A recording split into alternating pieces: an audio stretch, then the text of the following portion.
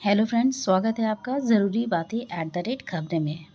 आज हम बात करेंगे बॉलीवुड की ड्रीम गर्ल के बारे में, जिनका नाम है हेमा मालिनी। दोस्तों, अक्सर एक्टर को काफ़ी स्ट्रगल करना पड़ता है एक मुकाम पाने के लिए। लेकिन हेमा मालिनी के नसीब में ऐसा नहीं था कि उन्होंने बहुत स्ट्रगल किया, और इसका श्रेय जाता है उनकी माँ, जो कि खुद एक प्रोड्यूसर थी। उनका नाम जय चक्रवर्ती था। वह स्वयं एक डांसर बनना चाहती थी, लेकिन किसी कारणवश वह नहीं बन पाई। तब उन्होंने ठान लिया था, जब वह प्रेग्नेंट थी तो उन्होंने सोच लिया था कि वह बेटा और बेटी उसे एक डांसर ज़रूर बनाएंगी। और जब बेटी आई उनके घर में तो उन्होंने उसका नाम हेमा मालिनी रखा और अपने सारे सपने हेमा मालिनी के ऊपर पूरे किए।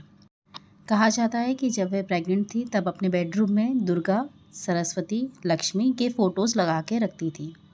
और काफ़ी हद तक अगर आप हेमा मालिनी को देखेंगे तो इन देवियों से अगर नाम लिया जाए तो उनमें एक छवि तो हेमा मालिनी की भी हमें नज़र आ ही जाती है। उनकी माँ ने हेमा मालिनी को कि पढ़ाई पे भी बहुत ध्यान दिया, लेकिन एक साथ डांसर फिर एक्टिंग करना ये सब और पढ़ाई ये सब पॉसिबल नहीं था। हेमा मालिनी पढ़ाई में तो बहुत तेज़ थी और हिस्ट्री उनका फेवरेट सब्जेक्ट था, लेकिन वह 10th का एग्ज़ाम तक नहीं दे पाई क्योंकि लगातार उन्हें एक्टिंग के ऑफ़र्स आ रहे थे। वे सिर्फ 14 साल की थी जब उनकी खूबसूरती को देखते हुए उनके दरवाजे में कई सारे प्रोड्यूसर के ऑफ़र आने लगे। एक्ट्रेस बनने से पहले हेमा मालिनी ने, क्योंकि वह साउथ की थी, तो एक साउथ के डायरेक्टर ने उन्हें रिजेक्ट किया था उनके दुबलेपन के कारण। तो ऐसा नहीं कि उन्होंने खाली अपने लाइफ में अप्स देखे, डाउन्स भी देखे, पर जो कहते हैं ना, जो होता है अच्छे के लिए होता है। तो उनकी अब पहली फ़िल्म बॉलीवुड में सपनों के सौदागर थी, जिसमें उनके हीरो शोमैन राज कपूर थे, जो उस समय उम्र में उनसे काफ़ी बड़े थे। हेमा जी के साथ काम करने के दौरान राज कपूर ने भविष्यवाणी की थी कि एक दिन यह लड़की सिनेमा की बहुत बड़ी स्टार बनेगी, और ये बात सच भी हुई। 1970 में रिलीज़ हुई जॉनी मेरा नाम में हेमा मालिनी को बॉलीवुड में एक एक्टर के रूप में पहचान मिली, और ये फिल्म भी सुपरहिट साबित हुई। लेकिन फिर भी अभी उनका ए लिस्ट के एक्ट्रेस में नाम नहीं आया था, उन्हें इसके लिए भी और संघर्ष करना था।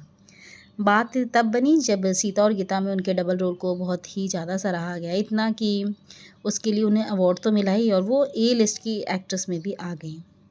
अटल बिहारी वाजपेयी ने तो सीता और गीता को कई बार देखा था। और जैसा कि उनकी माँ के बारे में हमने बताया आपको कि वो खुद एक प्रोड्यूसर थी, तो उन्होंने ड्रीम गर्ल के नाम से ही अपनी बेटी के लिए एक मूवी बना डाली, जो कि उनके खूबसूरती से मैच खाता था ये मूवी।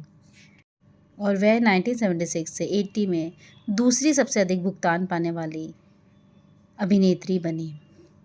और कहा जाता है कि उनकी तुलना तो अब ज़ीनत अमान के साथ भी होने लगी थी। ज़ीनत अमान को बहुत ही उनके अपने बोल्ड सीन के लिए काफ़ी उन्हें ऊँचे पायदान पे चढ़ा दिया गया था। जबकि हेमा मालिनी ने ऐसे कई सीन्स करने को मना कर दिया था, जैसे सत्यम शिवम सुंदरम में भी उन्होंने मना कर दिया था क्योंकि वो कुछ ज़्यादा ही बोल्ड सीन था। तो हेमा मालिनी ने अपनी खूबसूरती और एक्टिंग के दम पर ऊँचाई को छुआ, जबकि ज़ीनत अमान ने खाली बोल्ड सीन के कारण उस ऊँचाई को छुआ था। तो उनके दर्जे में आने के बाद भी हेमा मालिनी का ज़्यादा नाम था ज़ीनत अमान के मुकाबले। दोस्तों, थोड़ा उनके डार्क साइड के बारे में भी जान लें हम।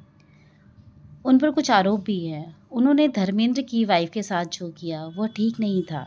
सन्नी और बॉबी देओल उनसे आज तक इस बात के लिए उन्होंने माफ़ नहीं किया।